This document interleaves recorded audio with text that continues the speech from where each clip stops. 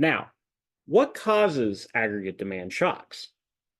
We already talked about causes of demand shocks for individuals for individual goods back in micro. We likewise talked about supply shocks. But what would cause a demand shock for everything?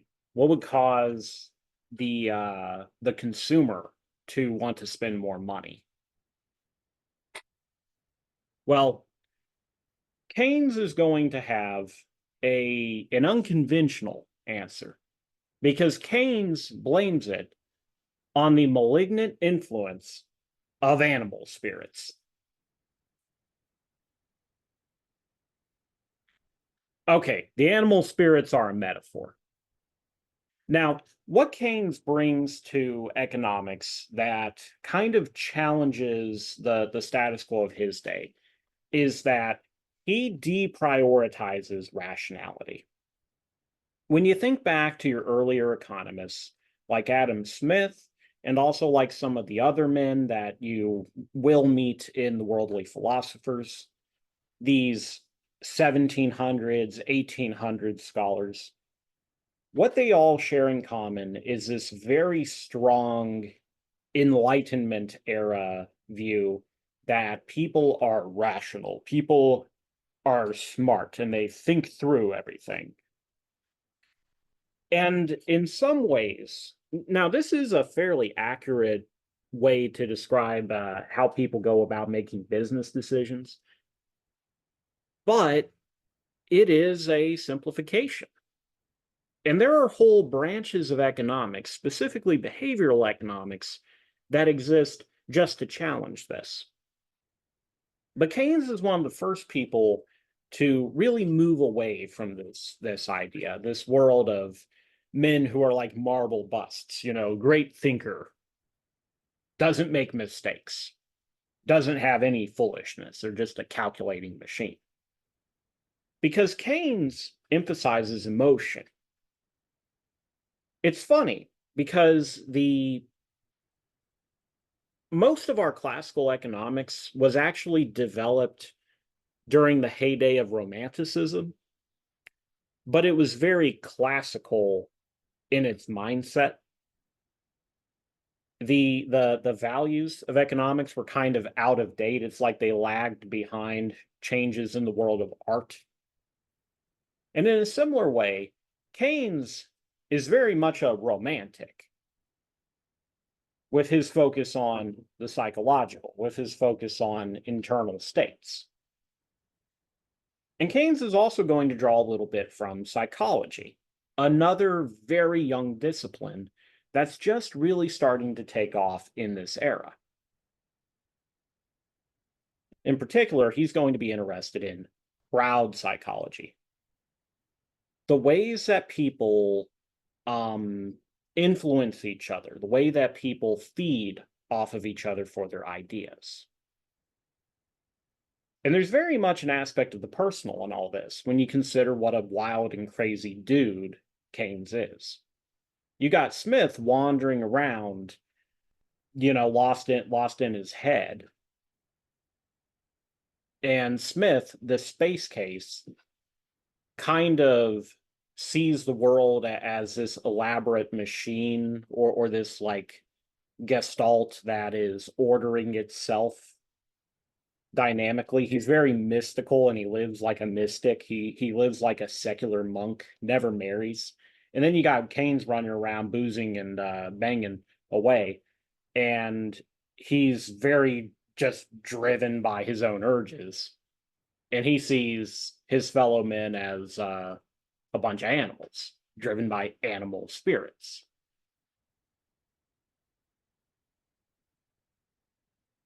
You could compare to Marx as well. Marx is this weird little, almost like a loner, creepy guy literally writing manifestos. And he sees the world as Armageddon. Everything's building up to one big showdown, that the world is going to collapse and fall to pieces, and then something new is going to rise out of it. Now, Keynes does not coin the terms bear and bull markets. That predates him.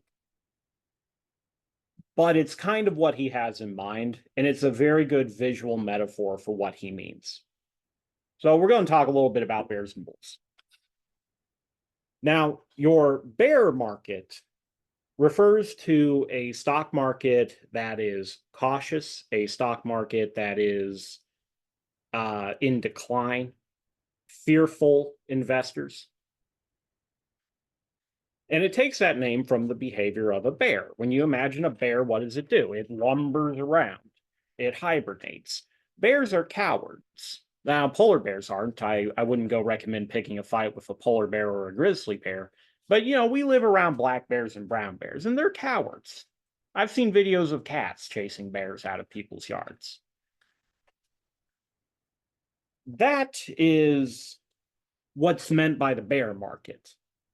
A creature that is so skittish, so worried, yet also kind of so weighed down by its own weight that it's very sluggish and unresponsive, and it just wants to hide from everything, to just crawl into its little cave. And this would be the spirit of a negative aggregate demand shock. And this is what you get with panicky investors. It's what you get with fearful consumers who choose not to buy things because they're worried that they might lose their job later on. Then you contrast this with the bull market. What is a bull? It's a reckless, pissed off animal that's ready to fight everything and mate with everything. The bull's always charging around. It's always trying to gore something. They're full of piss and vinegar. And that's your sort of spirit of the expanding market, of the boom times, of the roaring 20s. They have a statue on Wall Street of a bear, or sorry, I mean of a bull, but they don't have one of a bear. And there's a reason for that. Everyone wants to live in a bull market. Things are going good. But there's also an implication that things are going good because of recklessness. People are cocky, they're arrogant. Their positive expectations are being translated into reality by their own confidence, but you can only keep that charade going for so long. And so you get this sort of dynamic where these spirits are not self-sustaining. One kind of melds into the other. You have this painting down here. I'm pretty fond of this one. Like, I wouldn't mind having that on my office wall. The bear and the bull are fighting each other, but you could kind of look at it as like the Taoist yin yang symbol. One's kind of melding into the next. Because an agitated emotional state, or the agitated state of an entire crowd of people, cannot last forever. It burns through its own energy, and when eventually it does, something has to flip and you get into the next state, and it cycles back and forth. Thus, positive demand shocks and negative demand shocks following each other in a wave-like pattern. Now, you're probably thinking, what the heck is this? Like, where are you going with this? Well, I'll talk a bit more about the kind of crowd psychology aspect of it now. People feed off of each other. Now, you could probably make a version of this argument that is 100% based on purely rational information economics. People trust the opinions of other people, but if you somehow manage to introduce a false belief into the mix, then that could propagate itself, yada, yada.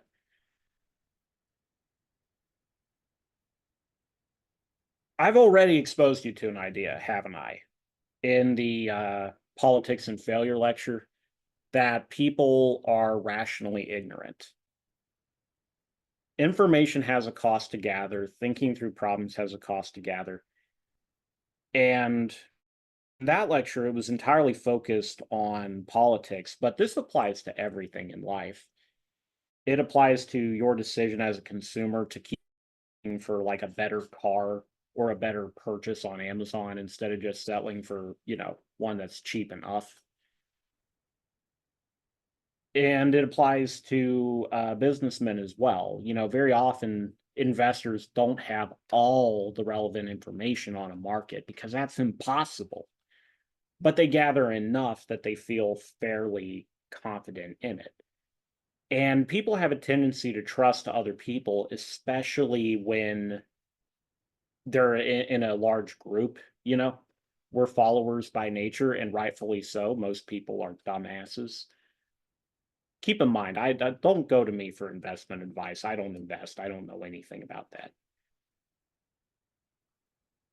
But you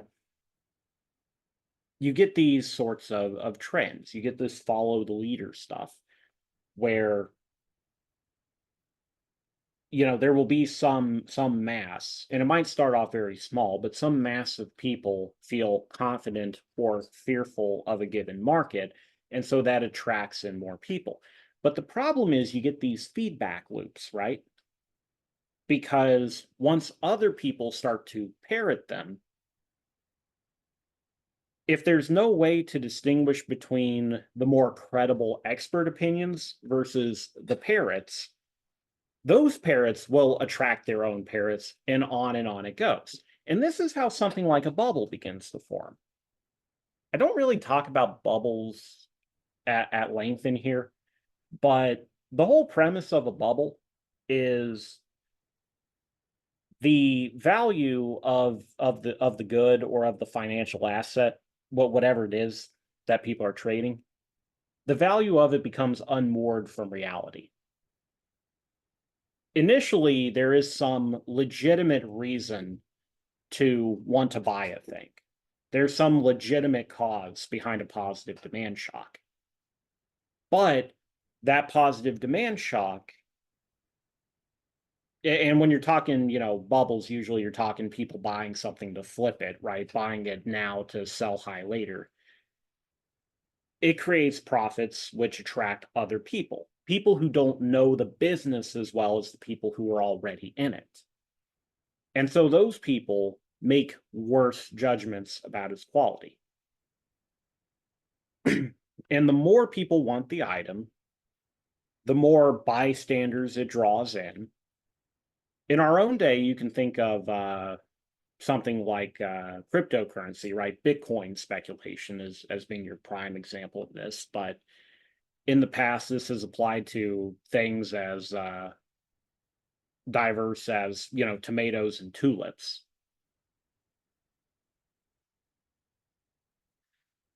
More and more people get drawn in.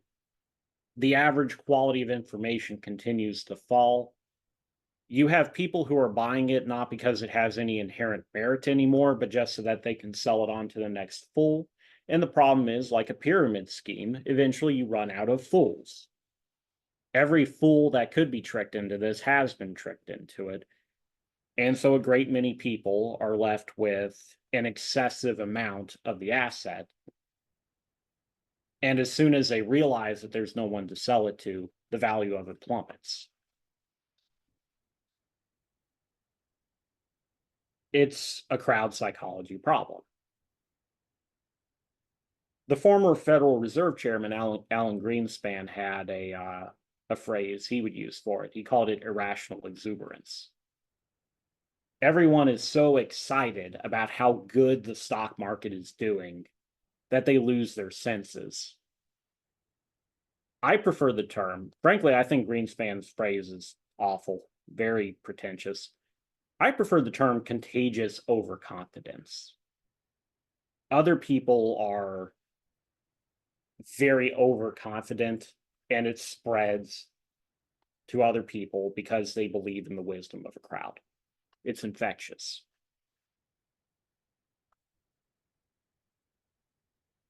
And of course, all of this can go in reverse as well.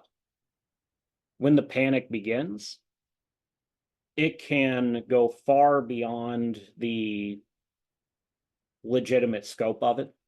Like with the bank run, I think I told you, you can have a bank run just on the basis of people believing there will be a bank run. If enough people are afraid that there's a bank run, that they start to withdraw their deposits, and then it raises the danger of a bank run actually happening, that draws in more people withdrawing. You can get a bank run on a bank with no real problem at all. And likewise, you can get random fluctuations in things like stock markets just because people imagine stuff. And it happens. This is where a lot of your little day-to-day, hour-to-hour, minute-to-minute fluctuations in stock prices come from. It's a bunch of people trying to screw each other over. You do have legitimate supply and demand shocks occurring on a regular basis, but common sense should tell you that the profitability of a company is not going to change from 1 minute to the next in a meaningful way that would warrant updating the prices. It happens because there's, this drive for people to try to outsmart each other. At the given moment, most of the crowd is moving in one direction until suddenly it flips in the other way. Where this becomes a problem is when it affects not just one little market on a small scale, but all of the markets on a huge scale. Now, most of your shocks to aggregate demand are going to come from the investment part of GDP, not the consumption part. But consumers do play a role, and this is why the government and private, agencies like to survey consumer confidence. If you watch any news, you've presumably heard of the Consumer Confidence Index at some point, Consumer Confidence Reports. This is going to sound very harsh, but I'm going to let you in on a secret. Nobody who is administering these surveys cares what you think. They don't go and survey consumers because they consider that a valid way to evaluate the state of the economy. Consumers don't know what the state of the economy is. The average voter doesn't know what the state of the economy is. This is the biggest black pill in the world when it comes to democracy, because Unit 4 is about the triumph of democracy, right? If there's one thing I hope you walk away from this class with, it's an appreciation of our democratic system. But boy, does it test our faith sometimes. And one thing that I've come to notice is that it doesn't matter how good or bad the economy is doing at a given moment. About half of the population is going to love it, and about half of the population is going to hate it. And that depends entirely on which jerk off is currently sitting in office. It's completely disconnected from reality. Normal people don't look up unemployment figures. Normal people don't look up inflation figures. Sometimes you can have a problem so big that people can't help but notice it, like you see with inflation at the moment. But for the most part, people are just incredibly partisan, and it tends to be driven more by culture war stuff than anything else.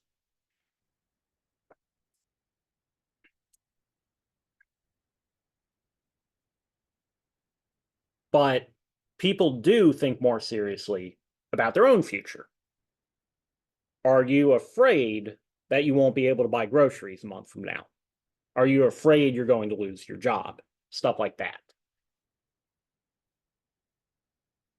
And your businessmen, your politicians, your rulers of society are very interested in knowing how people feel about that, because it gives them some indication of how people are going to react to it. We don't want a paradox of thrift happening. We don't want negative demand shocks happening because the consumer decides that they're feeling like a bit of a bull or a bit of a bear that quarter. The belief of a crowd can make expectations into reality in the short term.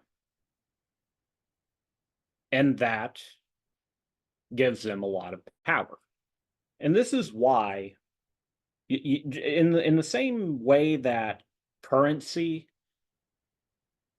is very much a product of faith, things like our paper money, but well, even the older currencies too, really, but especially our paper money nowadays depend entirely on people's faith that they will be able to spend that money. Consumer confidence adds, and investor confidence adds an element of faith into the function of the economy as a whole. Because if people start to give up on it, that can jam up the machinery. It can trigger, in its most extreme case, try to find it, a recession. Oh, that was growth, wasn't it? Yeah, it can trigger a recession.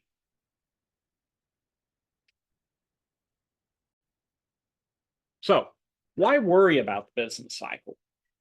Because as we've seen, the business cycle does return to the long run in the end. You can't screw around with the money supply to make it grow faster or shorter.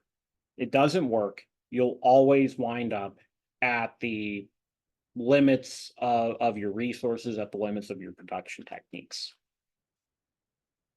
In Unit 4, we'll talk a bit more about how you do get sustained growth, but it doesn't come from money manipulation magic.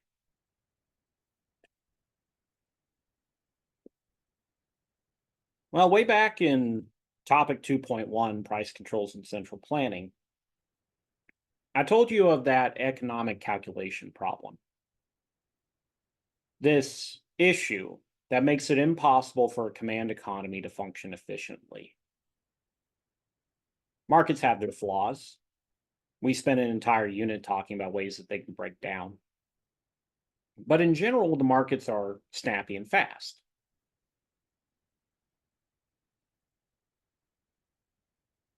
Why can't we just wait for macroeconomies to equilibrate like microeconomies do? Well, let's ask Keynes. Do my terrible English accent. The long run is a misleading guide to current affairs. In the long run, we are all dead. Economists set themselves too easy, too useless a task. If in tempestuous seasons they can only tell us when the storm is long past, the ocean will be flat. I regret inflicting that on you. Anyways, there you go. In the long run, we are all dead. And this brings us full circle back to the introductory history lesson. Keynes created his theory during the Great Depression. His magnum opus, The General Theory of Employment, Interest, and Money, came out in 1936. And what was the world he was living in? It was a world of chaos. Trade down to 30%, unemployment up to 25%, mass failure of the banks, Hitler's on the rampage, Stalin's on the rampage, the Japanese are on the rampage. A great many businessmen, a great many politicians, a great many working men, a great many economists believed that the end was nigh. There was a genuine fear, a palpable fear. And if you ever read stuff from the 1930s, you pick up on it. There was a real sense that things could not go on as they were. Because even if the economy would eventually equilibrate, the system itself wouldn't last long enough because people were going to bust out the guillotines. if they had to put up with this any longer. Even if you were a true blue capitalist, you still had to fear that either the commies or the fascists would swoop in and take over before you got to that point, because people were genuinely suffering. They didn't have time to wait.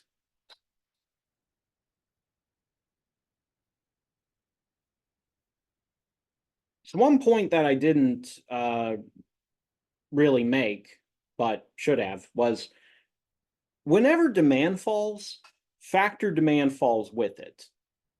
If you're making less of a good because demand falls, you need less labor to make the remaining amount of the good. And so there's two ways you can either do this.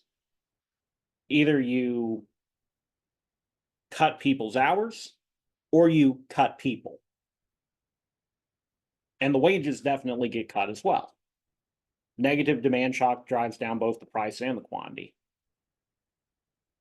We care about recessions more than anything, not because there's some inherent value to having a larger economy. There is. Having more resources is inherently good. People often overlook that point. Very, very often I will, and I hear it come from two directions. I hear it come from leftist types, socialist types, and I hear it come from religious social conservatives. People will often want to demonize material wealth because they have this obnoxious habit of conflating material wealth with either hedonism or with frivolous things, entertainment spending, luxury spending. But the economy isn't just luxury spending. It's also food. It's also shoes for your kids. It's also hospitals for the sick. It's also spending on education. To a large extent, you don't have all that stuff in the distant past. You don't have universal education like we do now in the pre-modern world. You don't have retirements for the old in the pre-modern world. You don't have a life expectancy that's 75 instead of 35. Economic growth enabled that. Because everything in life has a cost. And the bigger the economy is, the more resources can be drawn off of it. And especially in a way that does not provoke social conflict, real bloody conflict. So that we can make people's lives better in ways that are meaningful.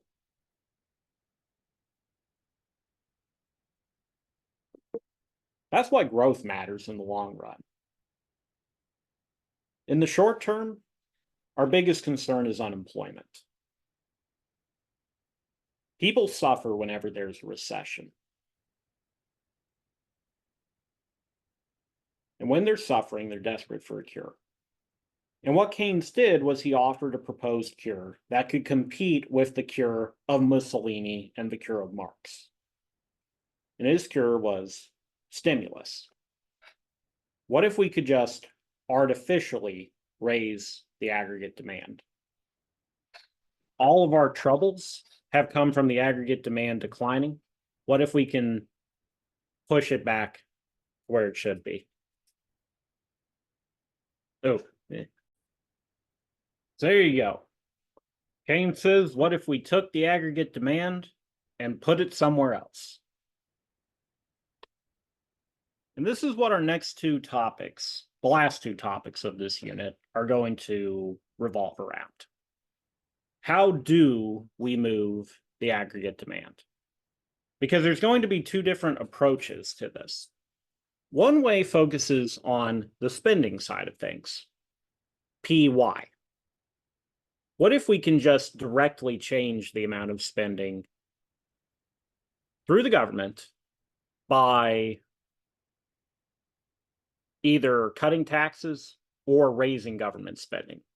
And this is where you get stimulus bills, like the stimulus checks that so many people received during COVID. Then, on the other hand, there's going to be what's called monetary policy, where instead of focusing on PY, we focus on MV. What if we change the money supply, we print up more or less money, and then the economy will take care of it. It'll circulate on its own. And we can move aggregate demand around that way. And at the end of the unit, we'll talk about where Keynes might have gone wrong by looking at one of the most eloquent and, in my opinion, compelling criticisms ever made of him, Friedrich Hayek's Austrian school theory. But as a quick conclusion, business cycles refer to the patterns of growth and decline economies go through. The declines being called recessions, and if they're bad enough, depressions. The Keynesian model explained the cycle as being driven by shocks to aggregate demand. In the short run,